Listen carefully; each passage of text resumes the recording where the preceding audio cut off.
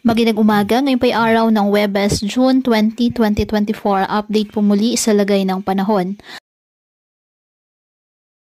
Ayon sa pag-asa, southwest monsoon o habagat nakakaapekto ngayon sa western section ng Southern Luzon, Visayas at Mindanao.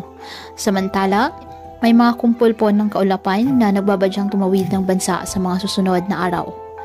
Sa ngayon, nakakaranas ng mga pag-ulan ng ilang bahagi ng Luzon kasama na ang Mimaropa, Panay Islands at ang kanlurang bahagi ng Mindanao dahil po sa habagat.